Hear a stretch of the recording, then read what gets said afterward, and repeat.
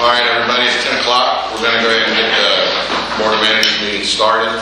Before we start, Mr. Schwinn had a few things he wanted to say. I'll turn it over to him. Probably, as you all know, I'm going to be the interim manager for a while. And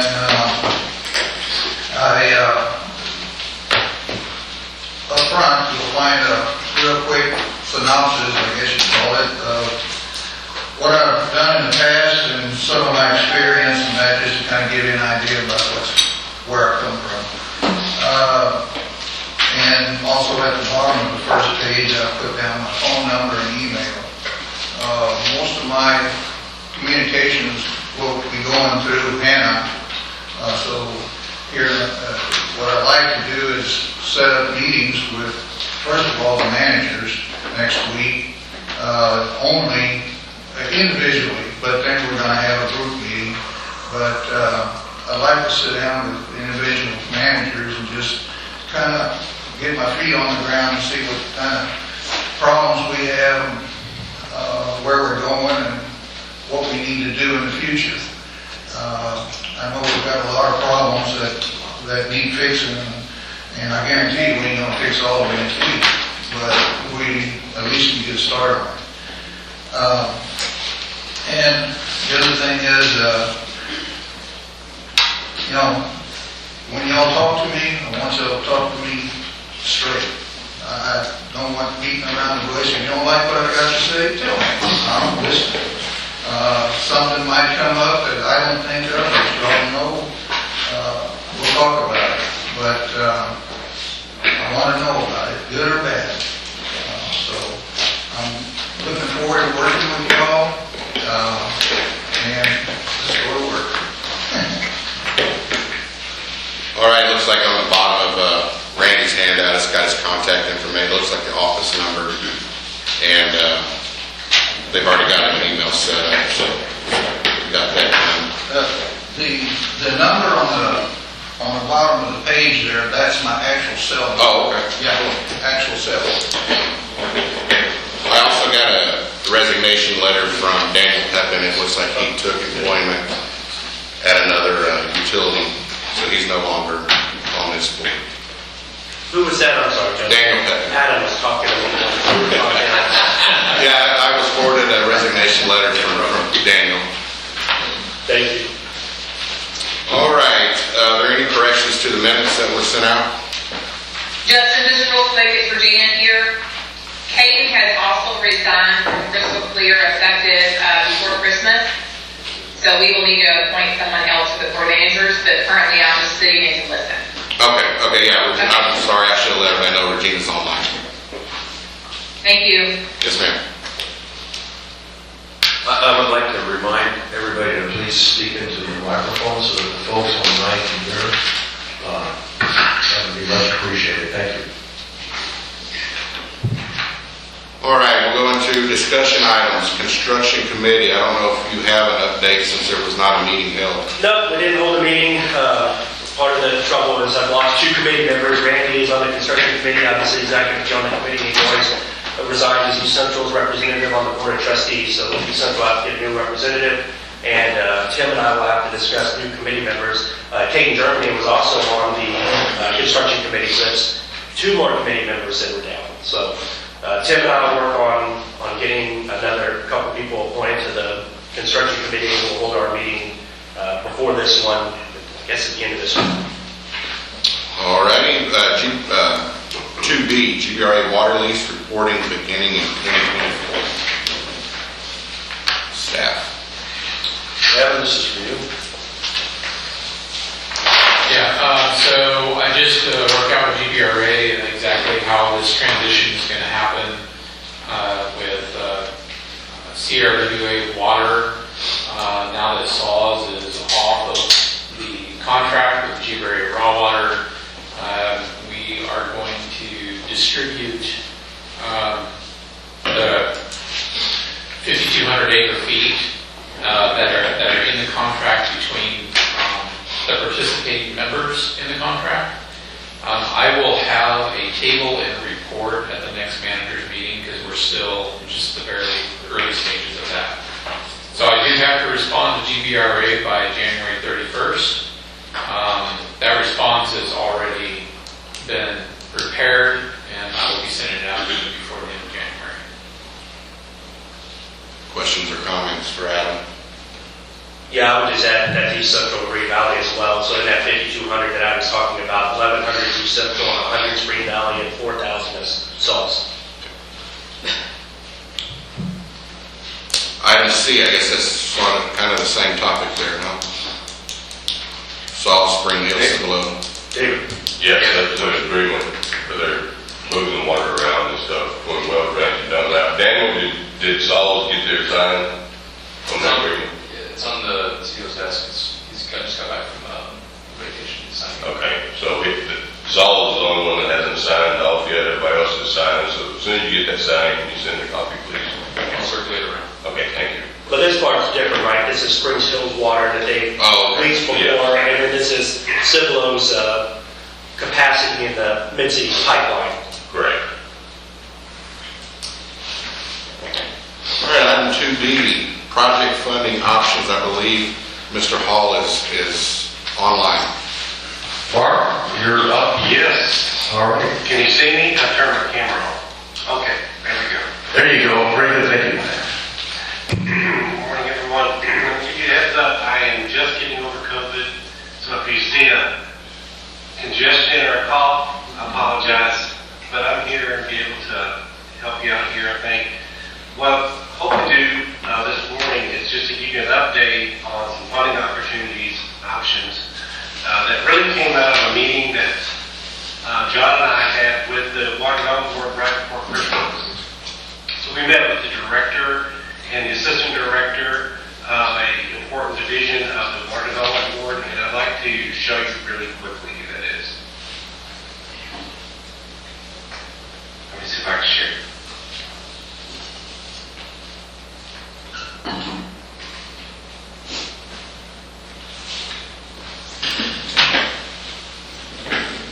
Okay, so what we did was we talked with the director and the assistant director of this division.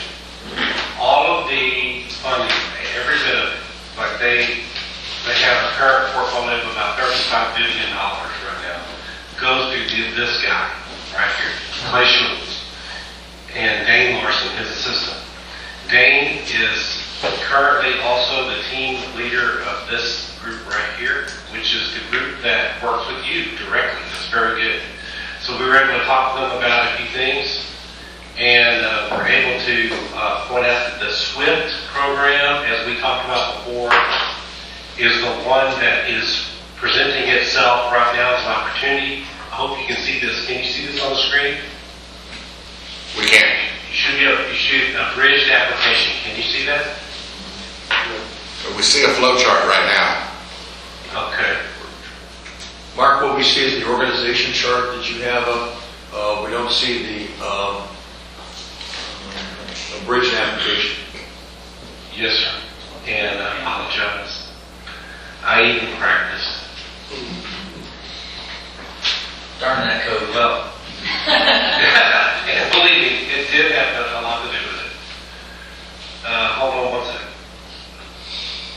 Because I didn't want to show you this stuff.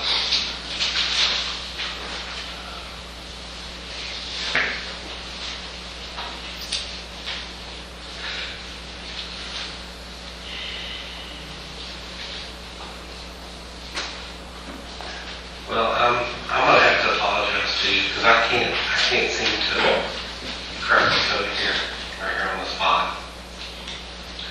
But what I will tell you is that the bridge applications are due by February 1st. And so that means that if you want some funding from the SWIFT program, which I'm going to recommend to you that you actually pursue, then you've got this a bridge application in by February 1st, and it's a 5-page document. And when they say a bridged application, they mean just kind of an information form, which then you fill out, and then they rank that project, and then they'll offer you an opportunity for funding probably around the summer or beginning of the fiscal year. So you have to get on the list here. I don't know if that's fast enough for you. I'll talk about that in a second. But this is something that I recommend that you do right away. And also found out when we spoke with Clay that the SWIFT program has been historically funded adequately. In other words, probably all the projects on the list will get funded. It's just a matter of when. So that really underscores that it's probably worthwhile. You can submit this a bridge application. It does not obligate you to do anything. It just puts you in line for funding should you want to pursue it later. So definitely, I would recommend that. The next thing that I want to point out, I'm sorry I can't show it to you, but Mark, can I interrupt you real quick? This is Brandon with Yes, sir. Central. While you're talking about SWIFT funding, one of the requirements of SWIFT funding is the state water plan, that's correct? yes, sir. And then, so do any of our projects meet that criteria? I mean, Case Caldwell has a membrane project, we know it's going to be expensive. Oh, you haven't answered my question. I've just been handed a piece of paper that answers that question, so I'll let you move on. Well, and I appreciate the question. I was actually anticipating the question, but John brought that to me earlier, as well as a reminder about Region L's meetings coming up. And John, I can go into that unless you want to speak to it. No, go ahead. Feel free. I just passed on to Brandon a sheet that shows the 5 projects that we have listed under Region L current plan. Have we all get a copy of that? We can make copies for you. That's what we got in your hand. So the schedule is working out pretty good for you on this program. You are not behind the ball by any means. You can get the bridge application in by February 1st. And then after that, I understand from John that the next Region L meeting is going to be mid-February. Yes. Which I recommend that you, the authority, sit in on that to make sure that not only is the project that you want funded, project or projects, plural, that you want funded are in that list on the regional plan by name, but that the dollar amount is in the plan. That's something that Clay and Dane told us about when we met with them. They said it's got to be in there by name and the dollar amount. So on that Case Caldwell list that you're looking at, that John passed out, I think it was $19 million. So I'm not sure. I think y'all need more than that. That's correct. That's the current plan. Yes. Copies are being made for everybody that's in here. Okay. Well, so it's not, I'm just saying that you're positioned well to pursue this. There's nothing, I mean, y'all are not behind the 8 ball. You need to make sure that that you do coordinate with the Regional L, and again, John told me that he was going to have a meeting with their assigned consultant, Black Beach, tomorrow, I think, John, you said. Yes, it's 1 or 1:30 tomorrow. Yeah, so that's a perfect opportunity to make sure that you're very clear about what project you want, and not just project, but projects, okay, for this particular year. And then the dollar amount. And then talk with that person first about, does the plan need to be amended or does it not need to be amended? They should be, that's a common question. You shouldn't throw them for a loop or anything. There should be a procedure. If for some reason, and I don't have any reason to believe there'll be a problem, that they don't want to make a revision or whatever, a lot of other communities that need this and their region is not moving fast enough for their needs or something like that, then there is an option to go directly to the water development board to ask for a waiver. But that's the hard road. You want to go the easy road first, which is talking with the region. So, anyway, any other questions about SWIFT before I move on to defund? Okay. I hope I'm communicating. I don't, the visuals are not happening for me right now, but for defund, it's another funding program from the Texas Water Development Board. And it is, it's their butter program, which I'm sure most of you or many of you have had experience with. It's not a subsidized program. It's based on a bond sale that they sell bonds and they develop a fund based on their cost of money. And then they provide an interest rate to people who apply based on their cost of money. So it's not as good as the SWIFT because the SWIFT has many, many options that you can take advantage of, which I will go into unless you want me to. But they've got a lot of really good options. D-Fund is just, a straight bond sale. Some people will do D-Fund with the Water Development Board because they don't have a very good bond rating themselves, and the Water Development Board will buy it. But some people with a very, very good bond rating, which they can actually go out on their own in the bond market and do pretty well, maybe even better than D-Fund, but it's comparable. So one of the catches here we learned from Clay, who is the director there that we talked to. He said that they need to know which projects to include in their own bond sale right away. So D-Fund itself is easily accessible. You don't have to prioritize on a priority list. But we do need to, in the regional, if you want to go ahead and pursue D-Fund, you need to get a real bona fide application, full application, into them right away, so they can include your project on their bond sale. And that's what they advised us. Any questions about that one before we go to the next option?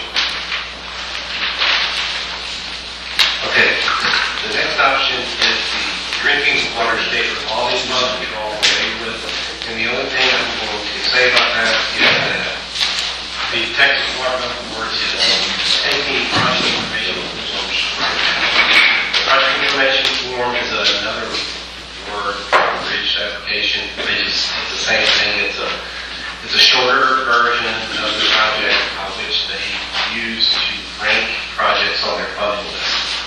So if that's something that I advise all of the people I work with to make sure that they submit projects for inclusion on this list, because it is a federally subsidized funding program with some good rates. That's more bureaucratic, but I do recommend that Kingdom Regional fill out a project information form. If you want, if you don't list, it doesn't obligate you, but it allows you to find out if you are in the ranking for funding. Any questions on that one? Okay, and like I said, these are standard programs that y'all have had experience with, either individually in your own organizations or with Canyon Regional. Now, the last two things that I want to mention to you, and I wish I could show it to you on the screen, are there's two organizations. One's called TWIC. It's the Texas Water Infrastructure Coordination Council. And what that is a resource for anyone who does not know which program that would be best for them. So what it is you would submit a little informational form to TWIC, and then this committee, this council, is made up of the Water Development Board, USDA, Texas Department of Agriculture, even some other organizations that don't, like on the border or whatever.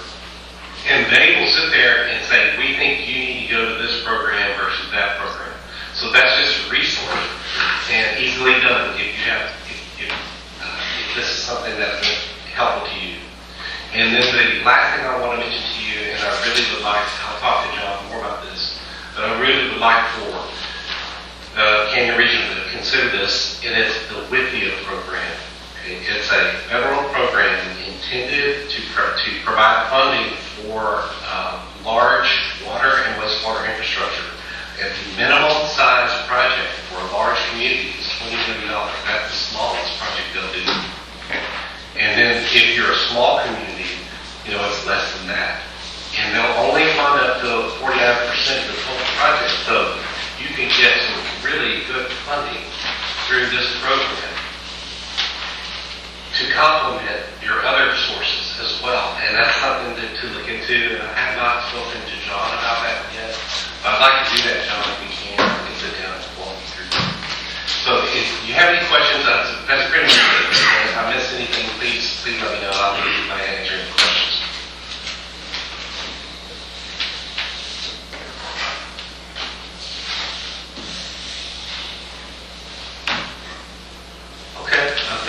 That's all. Thank you very much. Mark, appreciate it. All right, so we're going to move to 2E, status of proposed new policies. Water loss accounting and raw water management. Staff.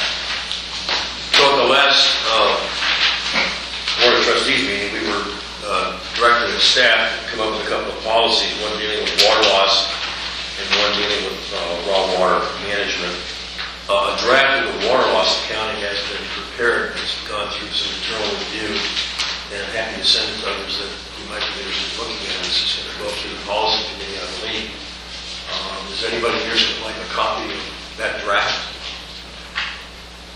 I would, please. You would, Justin? I would as well. Who's, okay, second.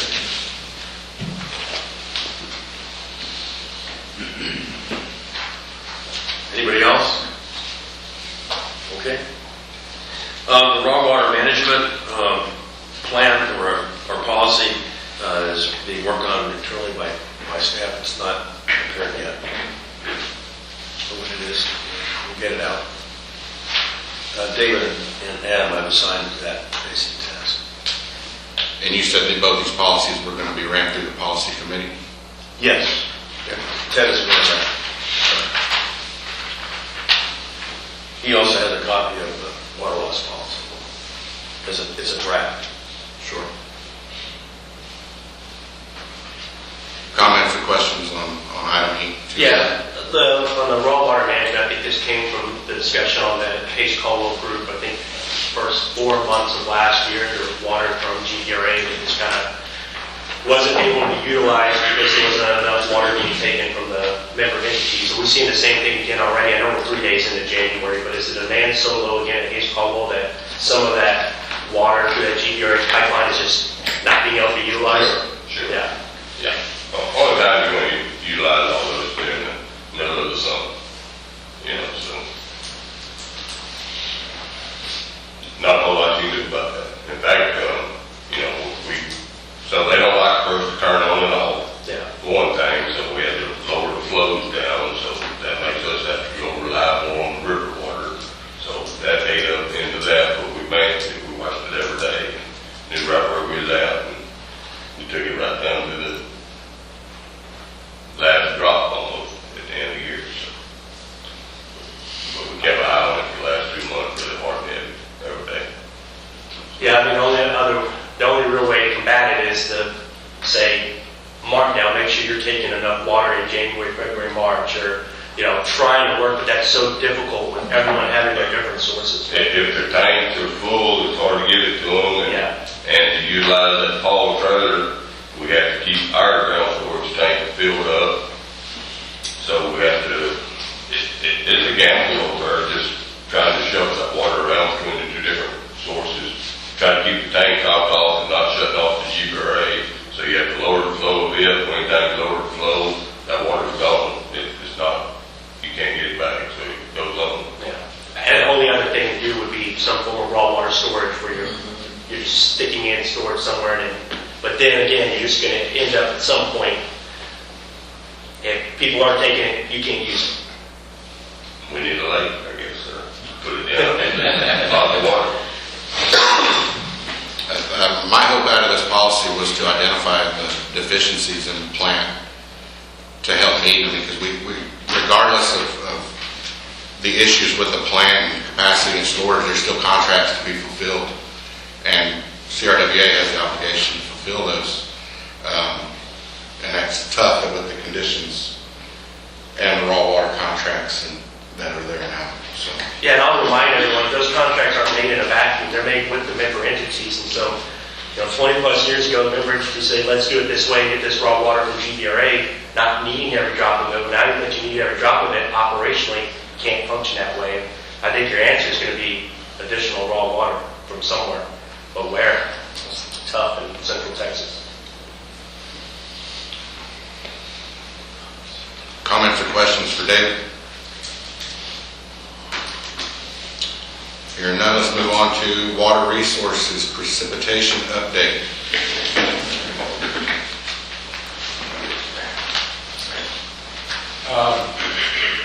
Don't have enough water. So, this map is current as of December 26th. I believe they're going to update it tomorrow. You can see that in much of Texas, drought conditions have lessened, and it does look like that it has decreased in our area where it's still red, it's still an extreme drought. However, I would like to mention that even though drought conditions, according to this map, have decreased in Texas, Canyon Lake still remains empty. I mean, it continues to drop. So, despite this map, we're still in a pretty serious condition. Yeah, I think this map follows soil moisture content, not reservoir storage, so. Yeah. Next slide. So then this is just a zoom in of Texas of the last map, but you can see the different river basins where they're located at. And of course, we're located, and you can see the Guadalupe Basin, and Canyon Lake is just right above the G there in the Guadalupe Basin. Still in extreme drought. And then a zoom in of the counties and drought intensity by county. Obviously, Guadalupe and Comal County, they're still in 100% drought. Matter of fact, everybody around is pretty much in 100% drought. And this is the end of the year calculation from the precipitation that is recorded at the San Antonio International Airport. You can see that the typical average year should be around 32 inches, 32.39 to be exact. We got 19.96 inches there. We're shy 12.43 inches at the end of the year, according to San Antonio International Airport. You know that it varies between county as you go around, so we're just kind of using this as a broad picture of the area. I wanted to put this back up there. As of yesterday, Canyon Lake was 60.3% full. You can see that in the history of Canyon Lake that the conservation pool has dropped down nearly to the point that it was at when they first started filling the lake in 1967 or 68, I believe, is when they really started filling it. So definitely some major concern there. We all are aware of it. Kind of making us all nervous, so we need more rain. Every week, GPRA has began sending us a report and update on the lake. This is the report that they sent to me last Friday. And they have where the lake is currently and then the possible predictions that could happen if we get rain. Of course, that little dot and green line in the future means that we would go up and we probably reach stage 2 if we get significant rain by March, April, June timeframe. If we kind of stay where we're at now, that's the orange dotted line, that we would reach stage 3 by June, July timeframe if we receive some rain. If we continue on the path that we're going to reach stage 3 by March timeframe. Stage 3 is severe conditions. That's when GBRA could possibly require Canyon Regional to reduce their production by 15%. In talking with GBRA over this, they said that would be 15% daily average of each month. So in other words, if we have an average, and they didn't give me a very good definition of it. They said just pick the average over the last couple of years. Well, Canyon Regional, we have not really had an average year. It continues to build and go up, which which I'm sure you're familiar with, Don. And so it's kind of difficult, so we looked over the last 5 years and went through and made a draft table that I'll share in future standards meetings on kind of what's expected of Kenyon Regional. So each average for each month, like let's say in January, the average is right around 6 MGD out of Lake Dunlap here. Also keep in mind we have our own rights here at Lake Dunlap, but most of the water that we have here is from GBRA. I would say it's in the close to the 99 percentile. So pretty much the flow that's coming out of Lake Dunlap, we'd have to reduce that by 15%. So we would take that 6 MGD and have to reduce it by 15%. And then the average, of course, goes up as you go through the year and enter into summertime. Averages are higher, but then we have to reduce it by that much. Very difficult to do. A lot of it depends on the demands going on out in the system, in your systems. And then I don't really know what it's going to look like over at East Caldwell. We talked some with them about that. They have not shared a lot of information. They are going through their drought plan. We are too, because we have to update our drought plan this year. Our drought plan mirrors GBRA's. They're of course going to make it more comprehensive because of this year, 2023 and 24. No one had ever really anticipated us ever reaching this point. But now that we're here, we've got to have some more controls in place for drought management. So because CRWA's drought plan mirrors GBRA, we're going to work closely together before we bring in a new drought plan. To be able to handle situations like what we're experiencing now, maybe a little bit better. Any questions or comments on that? Some of our drought plans are based on yours, Adam, so the sooner you can have that completed, the very helpful for the rest of us. My plan is to try to have a draft version available in March so that y'all can go through it and critique it and then also review it for your own plans. A lot of our conservation that occurs here at Kenyon Regional really depends upon you all and how you implement your plans. First of all, what your plan is, and then how you implement it, and how you police your drought plan. How do you make that work to get that reduction in place? Ms. Jacob, is there a way of having an exponent of the growth that we've had in the 15% reduction? You do an average of 3, even 5 years, and that's going to put us in a really bad fix. But if you have an exponent of growth, because it's not just what we have today or 3 years ago, it's how many come in during.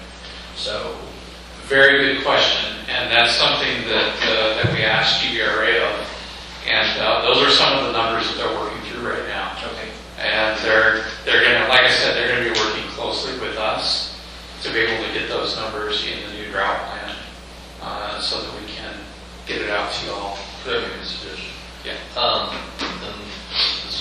This is an idea that came out of a discussion around the GBRA, but I haven't given it back to them, which was, we're facing the same thing at Canyon Lake, and the thought would be to take your average per customer use for the last 5 years, multiply that by the current customer number, and say, use that as your average that you're basing your baseline. Yeah. And then I think they might be able to consider that too. So like I said, I haven't run it by them yet, but based on some discussions I had with Daryl, I told him we needed to adjust for the growth that we've had over the last 5 years. Yeah, and I may be more than likely be contact everybody here during this drought planning that we're doing over the next 3 months. to gather some information from you all that would help me be able to put together our plan. And probably, I mean, that's a good recommendation. Yeah. So anyway, my plan is to have a draft version in March for you all to review, offer your statements. I have to be this drought plan before the Canyon Regional Board in April, so it can get approved, and then it has to go to TCQ before May 1st. And so not only the drought plan, but also the conservation plan. So the two are going to be doing together, and they kind of feed off of one another. So that's the plan forward on that. Canyon Link obviously is going to have a big part of that plan. Any questions or other comments? All right, moving on to treated water production update. So the operations, nothing special been going on, everything's pretty slow, but we did get well one back up running out of the well branch. Do have another well 7. The production's down about 80 gallons a minute. We've been watching it. It kind of started dropping off back about July and kind of steadied out. We're going to check it out and see what's going on with that pump. And the production at the plant running 8 to 10 million a day. We're still producing lots of water out. Like Dunlap, we still got one generator down. I just got a text a while ago. The parts are in, scheduled to come in on the 11th of this month. So this is the only plant that has generator backup as far as the mid-city group over there. And with that one generator down, that puts this plant dead in the water. So, we're continuing to do rehab and all those other stuff back here. We're having to replace all gaskets throughout all the generators and the supply lines. Production averaging around 8 million a day at the plant here. Hayes Caldwell, everything's running smooth over there. We haven't had any issues here lately. We're doing 2+ million a day over there out of that plant. So. David, did I hear, I heard from someone, and I don't remember who it was, could have been you, Justin, I don't remember. Did we have another module fail there at the plant? Yes. Okay. Just This one. That's like 12 now, right? It was 11. And Justin, well 7, what does it normally push? 350 gallons a minute, and it's down to about 280 or something like that.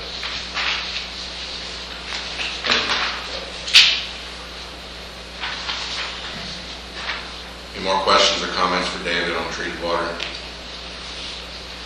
All right, let's move on to water rights, water usage. Or you haven't covered that already, did you? We've only just initiated tabulation of the data. We're not Oh, that's ready yet. I promise that we'll have it for the Board of Trustees meeting on Monday. It's too soon, we don't have it all figured out yet. Could you email that to the board of managers, the ones that aren't on the trustees, or get that packet?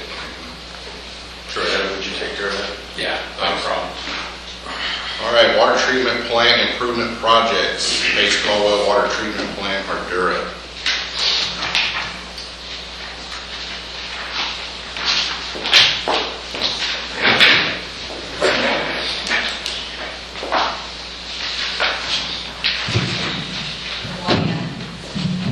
Sorry, good morning, everyone. Really quick update on 2 projects that we are currently working on. The first one is the phase 1 improvements for Hayes Caldwell Water Treatment Plant. So, as many of you know, that we advertised this project before the holidays and received bid proposals before Christmas. So we received the 2 bid proposals, one from DN Tanks and one from Preload. We have completed our evaluation of the proposal, but we would like to have an opportunity to discuss with the CRWA staff first before we present the results to the board. Do you have the numbers? Yes, so we got 2 proposals, and DN Tank their bid price is 4.244 million, I'm sorry, in-tank is $4.59 million, and then preload is 4.244 million. The evaluation is based on the competitive sealed proposal process, so in addition to the cost, there are other criteria were also included in the evaluation. So the final recommendation will be based upon the overall score. UA, what was the construction estimate that you guys had? So the estimate we did was for the entire project. Yeah, so it's hard to break down because there's some temporary setup that we have to do in order for the phase 1 to go on. And this was a 2 million gallon tank or a 1 million 1 gallon tank? million gallon tank, but also including some pipings and Electrical. yeah, everything, site improvement as well. So there was about $1 million worth of stainless in this for those, too, just so y'all know that. Piping? No piping. What was the material for the tank? Concrete. This is a pre-stressed concrete. Did those bids have schedules with them? Correct. Yeah. Do you have those? I have it electronically. Yeah. Were they 2 years or? So the schedule was assuming they're going to get the notice to proceed in February, March timeframe, and then the construction will be complete May next year, May 2025. Because of the long lead time required by some metals and iron.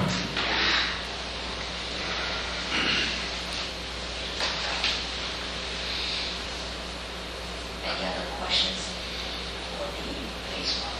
Okay. The second project is the membrane replacement project, and this project we have completed our pilot testing protocol. We met with Paul Membrane before holidays to refine some of the details. So we anticipate to submit that to TC this week. And then we do want to, concurrent with that, we're working on the preliminary equipment sizing and building layout for improvements. We'd like to schedule some coordination meeting or progress meeting probably in the next couple of weeks with Kenya Regional so we can go over the status of the project in more details.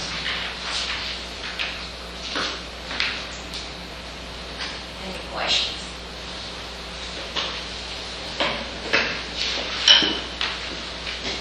Thank you. Okay, thanks. Moving on to Lake Dunlap Water Treatment Plant, engineering scope and contract negotiation staff. This is the last meeting, nothing has changed. We still don't have a negotiated agreement yet. Comments or questions? Is it due to the holidays or is it due to not being able to come to agreements? I think it's mostly the holidays and other priority tasks to be tackled right now.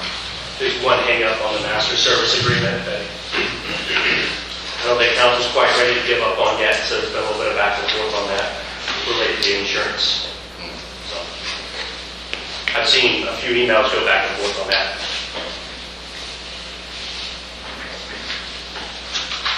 Wells Ranch Water Treatment Plant, emergency generator project.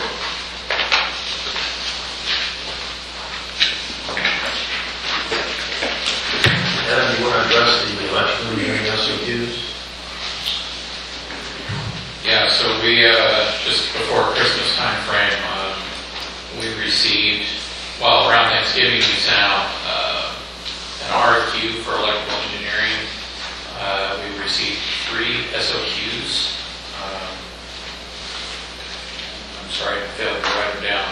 We have SOQs from Garber, from Ardura, and would you go ahead and put it? M&S. It's M&S, from those 3. I sent them out to a group that we'd like to have as a selection committee, and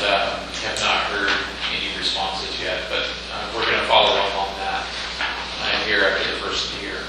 So I found it kind of difficult to send out RFQs and stuff during the holiday season. It's kind of difficult to get, information back and whatnot. Comments or questions for Adam? All right, moving on to water transmission improvement projects. Dave? Good morning, David Knapp with Utility Engineering Group. On the I-10 St. Clair to Sewell transmission line project, we received the updated TxDOT rules permit, their new permitting program, over the holidays. So that's in place. Currently I'm working with the contractor to finalize their mobilization schedule so we can ensure everything can proceed. I spoke with them yesterday. They're checking their suppliers to try to come up with what that schedule looks like. But we anticipate that should be happening sometime this month. And then what we will do is once we have that schedule set up on-site, pre-construction meeting with TxDOT inspector and get that project going. TxDOT's requested that we focus on the Santa Clara intersection, complete that portion first. So hopefully next month I'll have some actual construction progress updates on this one. Be happy to answer questions. All right, moving on to the FM 1518 project. Sort of in the same boat, working with the contractor to finalize their schedule. I anticipated sometime mid-January this month to get going on that project. Nothing additional to add, but I'm happy to answer your questions.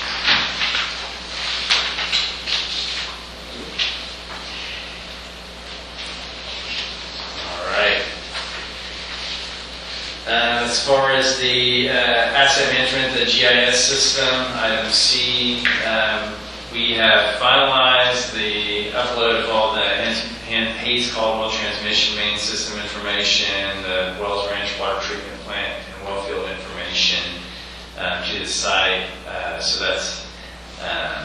that's been uploaded. I've scheduled a meeting with Adam and staff for next Tuesday to go over to a review meeting of those improvements.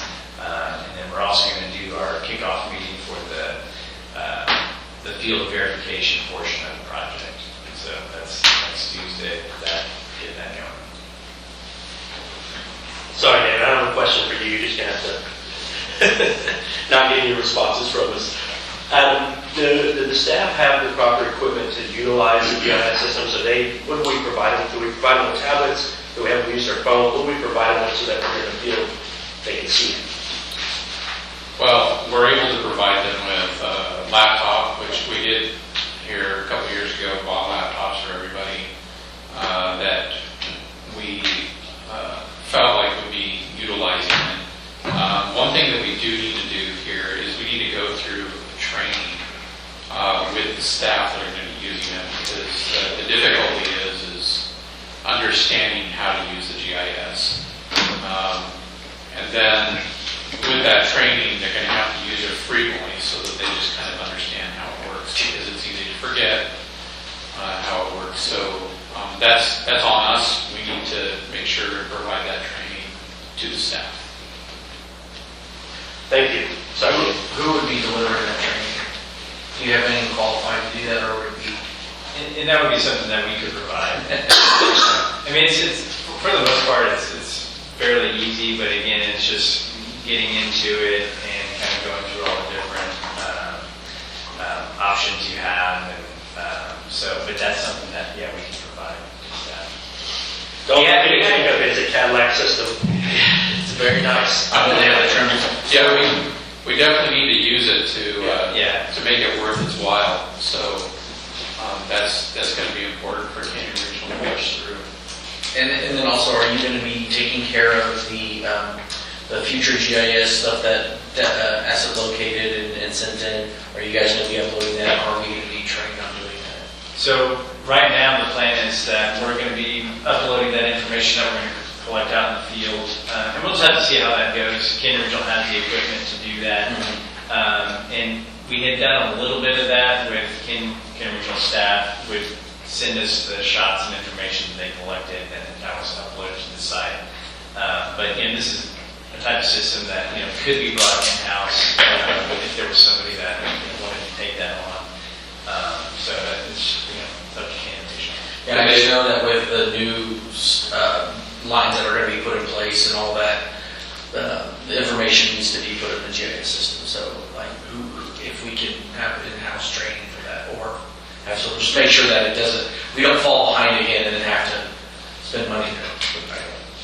Yeah, and that's, and basically how we put this GIS system together is through phases. Because we understood years ago when we started off this project is that, we don't want to do the whole system all at once. That would be way too expensive. But then also our system has been updated, well, ever since I've been here, which since 2015, we've added on, Wells Ranch Phase 2, the Hayes Caldwell plant's being updated. There's Wells Ranch Phase 3 is going to come in. So it's kind of difficult to plan, well, how can we make this to where it would be just, it's a living thing. It's ever growing, as you're well familiar with. But then also another one of my desires with this that we still need to get into place is that we need to have, I wanted to provide access for managers such as yourself, Brandon, people that belong to CRWA, so that they can see at least their SCADA. They can go to a website. They can't make any changes, but they can see where Kenya Regional Infrastructure is at, so that you have any projects going on, Kenya Regional may not be aware of it. Say, hey, Kenya Regional's in this area. So that also needs to be implemented. And really the last major component that isn't in the GIS system currently is the Hayes Caldwell treatment plant itself. And I think the idea was that with it undergoing a lot of transformation, the idea would be that once it's complete, take that information and upload it. Yeah, the current rates and rates. I've been in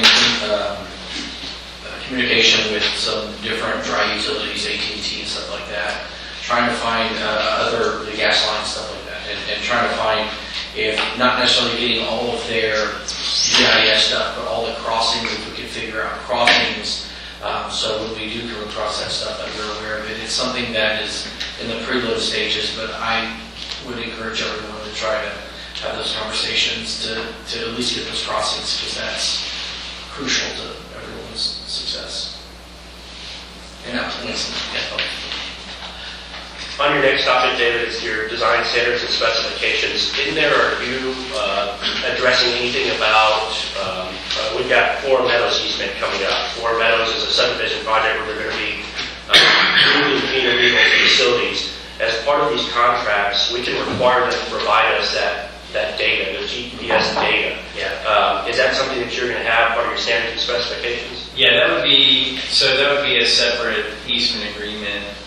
But yeah, that was part of our scope of services. So we've updated, moving on to that one, we've updated the details, have those completed. We're finalizing the specs, but then there will be these separate agreements that would tackle those questions. But in your standards and specifications, you have a method and a preferred format of what we're going to expect from a contractor who's doing this work to provide back to us with this sub-meter GPS. Not yet. It's really, the specs we have in there right now are more the material specifications. But what we could do as part of our construction notes that we put together, we could put that information in there as far as what's required. And not to go back and look to see what we've got in there now, but I can double check that. Yeah, Try to find a good spot to put that information in. I know when we started the GIS project, we kind of provided an informational sheet of what information that we would typically want to see. And at the time, it was really in regional engineering contracts that were doing work. But now, as we kind of go into the process, we're kind of getting outside firms, and we contractor. So, yeah, I'll go back and look at the notes, try to find a good spot to kind of put that requirement in there. You know, because we do require as-bills, things like that, and kind of having, you know, what format, what level of information we need. Thank you. You know, I mean, as the world goes digital, we require all as-built to be in digital at minimum. And we'll take paper, but we require digital. Until the world blows up, we can't use digital anymore. Just maybe a question for you, Jacob.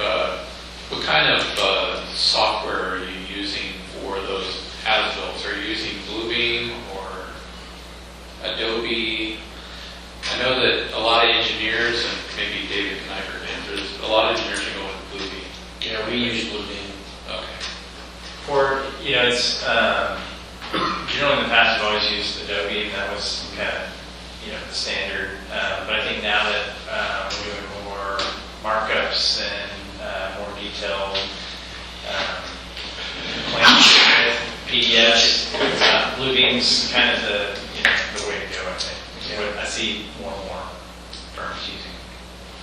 Yeah, I think so. It kind of, what I see anyway, kind of acts like AutoCAD almost. Or it seems like you can.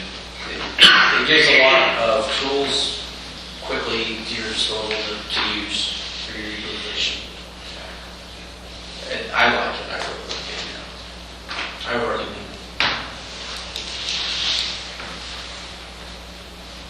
That's all I have on my updates. All right, any more comments or questions for David? Thank you. Let's move on to Hayes Caldwell Transmission Line Alternatives Analysis. Well, we kind of skipped over the floor methods, which is really a staff. It's not for you. It's a typo on my part. But David, do you want to give us a little update on Four Meadows easement? That's coming up as an agenda item for the Board of Trustees meeting. At least it is. It's in the planning for that anyway. So, I don't know exactly where we're at, but the Trey's taking care of it, he's getting his easement written up and stuff, then they're gonna have to sign off on it. Once they do that, they're gonna move. And I don't remember how many feet of pipe it is, there's quite a bit of piping they have to move. They have to move one metering station for East Central. East Central has a bunch of pipelines they have to move and stuff up there. They've donated some of their right-of-way to City of San Antonio, some to the I-10 project. All of it that they donated or gave up was right where our pipeline was, so everything got moved out into public right-of-way, so they're going to have to relay all the pipelines and stuff up there. Pretty good little stretch of 24-inch of line pipe they're going to have to redo and metering station and stuff. So, we've been working on it for a year and a half probably. They just keep dragging their feet, and anyhow, it's moving forward, and Yeah. we should have an easement one day soon as signed. Been over 2 years, David. That's how long. It has been over 2 years, but it's really been dragging a lot here lately, and just, I don't know. They ordered the parts for the job, just so. Okay. I think they're thinking it's pretty significant delays. We heard from UA about the valves and fittings and stuff. It's pretty significant delay. Yeah. But I don't think they start this until summer. Probably not late summer. Yeah. All right, now moving on to Hayes Caldwell Transmission Line Alternatives Analysis. Brandon, we have no updates that we can offer. Is there anything that you can say? No, I think we previously reported, we met with a number of, well, actually all of the member entities discussed kind of on a conceptual 30,000 foot overview on some of the different options there. Since then, I have not met with another member entity, and I don't know if David has either. David worked a little bit with the right-of-way acquisition group and had some discussions on how that may look. This project is part of all of the significant costs that are going on at Hayes Caldwell with the land improvements, the membrane, and this pipeline as well. We met with the pump people too, on getting specs for pumps and stuff too, for it. So it started to come together, and we just need to get with the group and just let everybody decide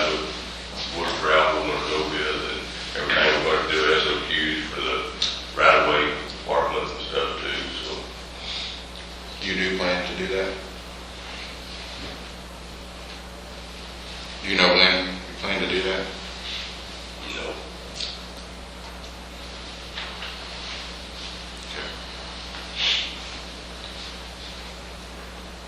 Any more comments or questions for David or Brandon on this? I do think it's important that we keep moving along with it. Maybe getting those out as soon as possible and get that right away done. I do think it's important that we use someone who's familiar with recent projects and property owners out there. Correct, because anywhere we go, we've got that walking group to deal with, so if this group has worked for themselves, so. But Randy got him filled in some on this, I think he's gonna get some meetings set up, keep everything going on it. Most of the utilities in the area, well, I won't speak for Martindale, but I do know myself and County Line have positive relationships with Walton and most of the developers in the area. So we need to begin those conversations and be a part of them. I'm not saying that Maxwell would be willing to negotiate an easement or be a part of that negotiation, but at least facilitating those and being a positive influence in some way. Sure. We would be. We've got any help you can give us.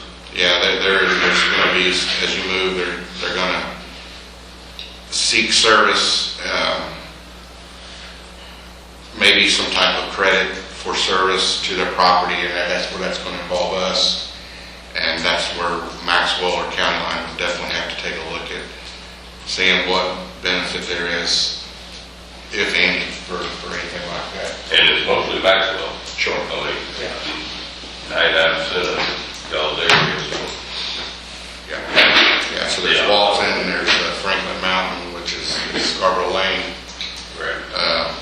Several private property owners, but the majority of it is development. Now, you'll be trying with all of it, Yeah. Okay.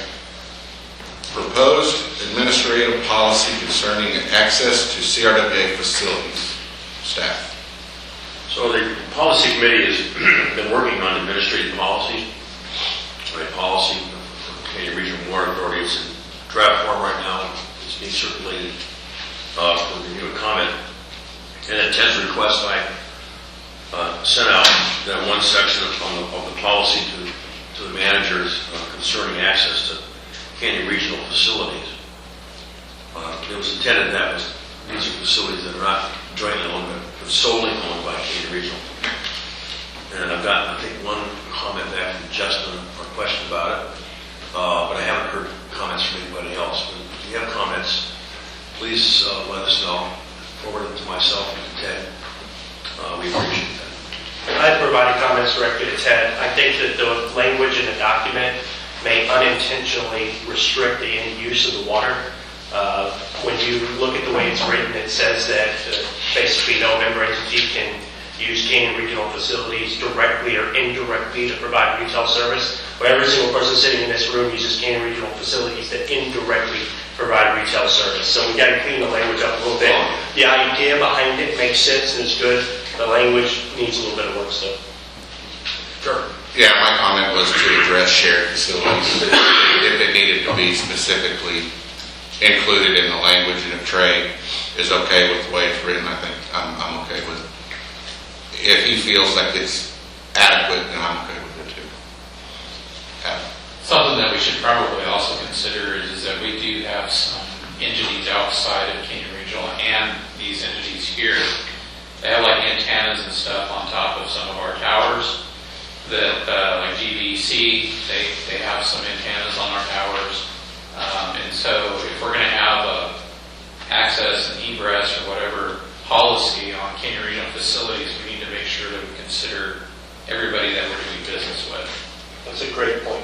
Do you have written agreements with them already, or are they We just do. kind of We negotiating? have a contract signed with these people. We have 3. Great. So Yeah, usually on that, they have very specific language that they need in theirs, so that may be some nuance getting that jive with whatever. yeah, so there's a little bit of work to it. Just to keep that in mind.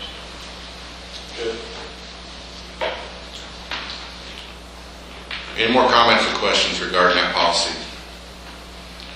All right, let's move on to item 7, water development projects, Wells Ranch 3 project plan. Okay, I wanted to give you a brief update on leasing. We've acquired some additional leases in Gonzales County late in December, totaling 886 change acre feet, and Carrizo Water, so that brings our total to date for Wells Ranch 3 of 9,315 acre feet of Carrizo Water. And we need 12,000.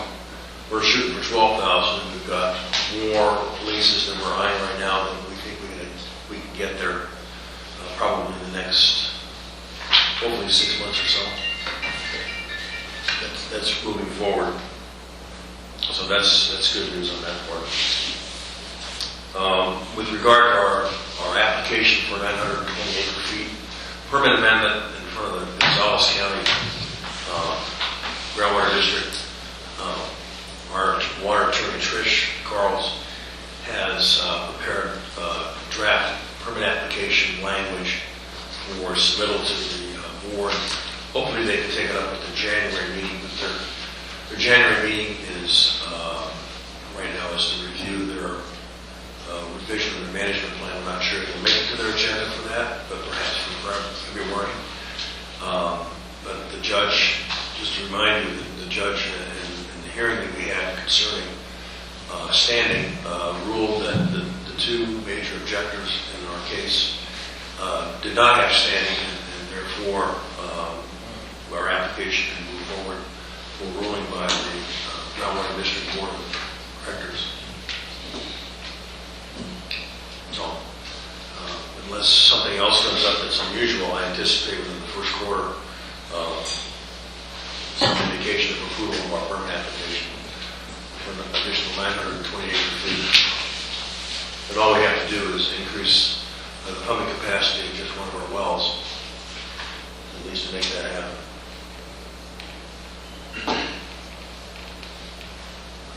Any questions on that? The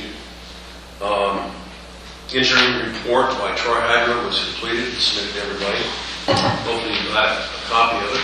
Take a look at it. It's got some good useful information in it about the water rights that we have, that we lease, and so on and so forth, but it has all of the updated cost tables for everybody to look at what the project is. If you have any questions about that, please send us those questions, as we'll try to address them as best we can.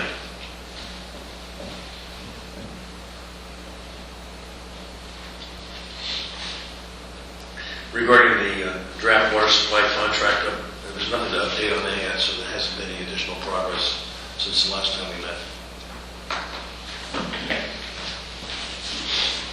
Okay, yeah, regarding that, and Randy, I think that's important that we get moving on that contract.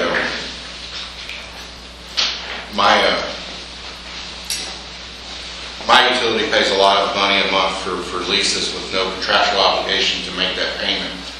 And I think in my audit, it's going to come up that, you're making $40,000 to $50,000 monthly payments with no, with no contract. So, I think that's important that we keep moving forward on that. Not just for that reason, but for just moving the project along. Okay. Any more comments? Wells Ranch 3. All right, water supply and treatment costs.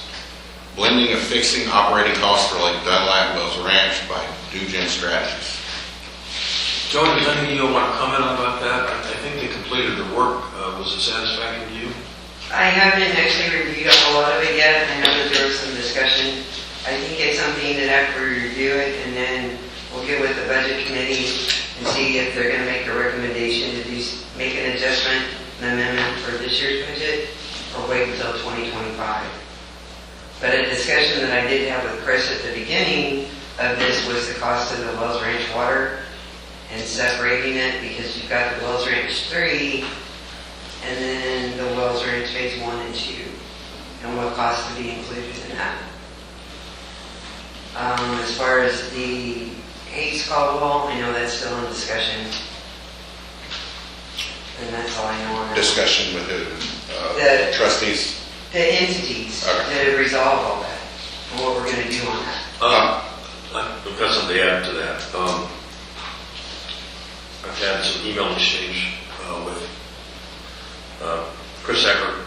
He will be at our Board of Trustees meeting on Monday, the 8th, in person, to review his analysis. He's requested an update of water usage through the month of December. I said we would send that to him as soon as we have it. Adam? Yes. We'll pass it on to Chris. But he will be here in that meeting. There's an agenda item having to do with this particular item, and he will be here to explain all of his analysis for me. Is he going to be discussing just the Hayes Caldwell, or is he gonna discuss both items?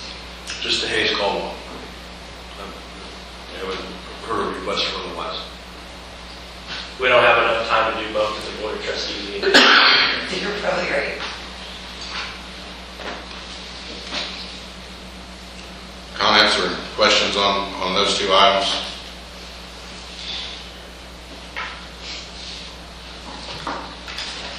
Items for next Board of Managers meeting or the Board of Trustees meeting?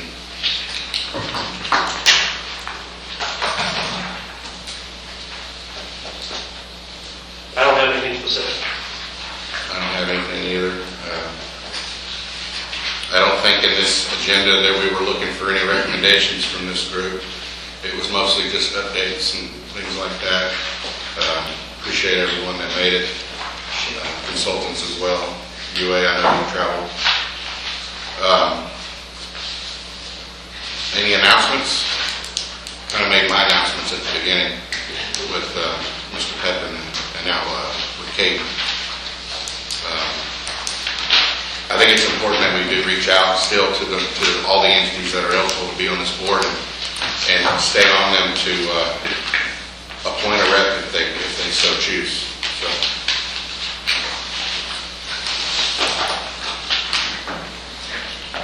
Adjourn. Thank you. Thank you. See, may I make a motion?